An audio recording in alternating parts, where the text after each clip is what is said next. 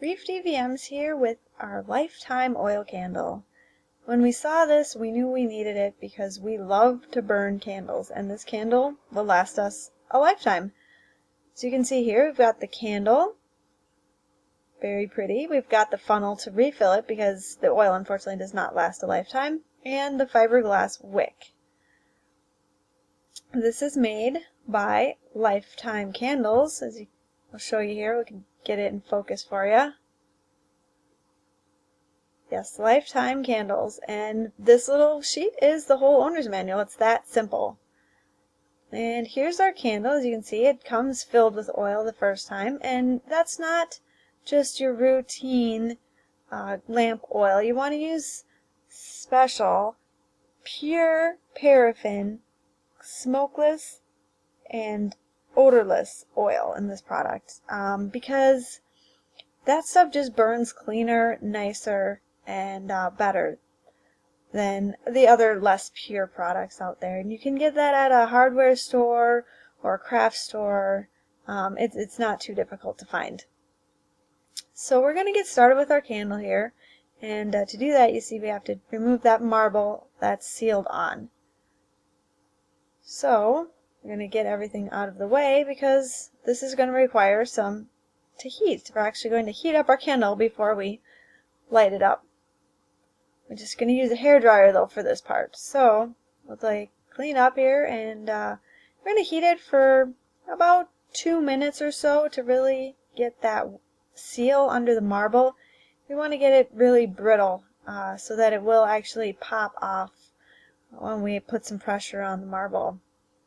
And remember, we are heating this with the hairdryer, so that marble on top might actually get kind of hot when you go to grab it. So just be careful when you do that. And we're just going to work slowly around, pushing it sideways, back and forth, just to try to really loosen that seal. We don't want to pop it off too quickly and spill our oil everywhere or break the glass of the lamp. So just going to carefully peel that off. Here it comes. And now we've got our open candle. Next we're going to put in the wick. Now, as I said before, this is a fiberglass wick, so it actually will not burn. It just allows the oil to burn off the top of it. We're going to trim it here we're going to try to get to about 1/16, 1/8 of an inch. You don't want your wick too high. So we got it all trimmed now, and we're just going to have to get it in.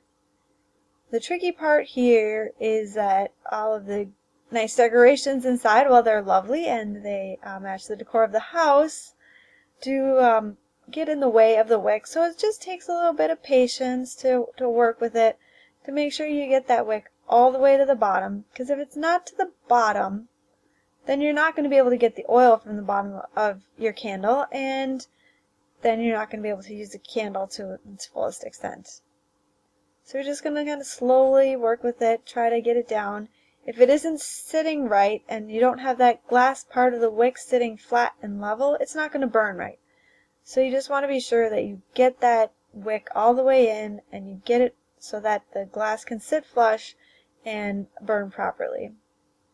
We're just going to use a little help from a toothpick here to try to maneuver that wick to get it into the bottom of the candle.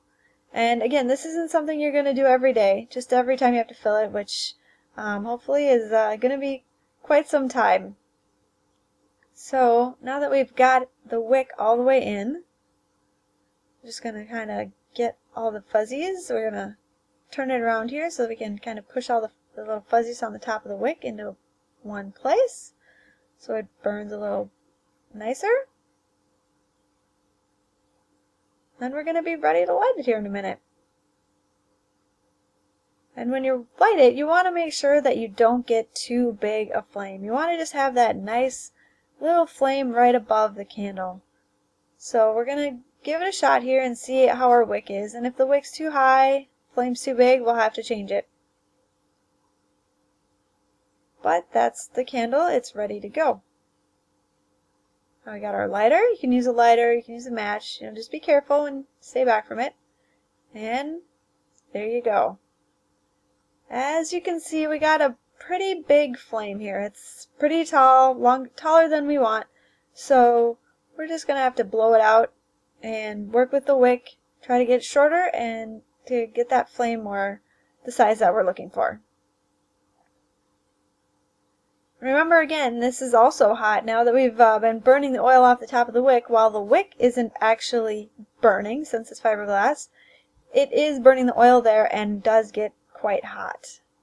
So we're just going to kind of squish it together, push it in a little bit.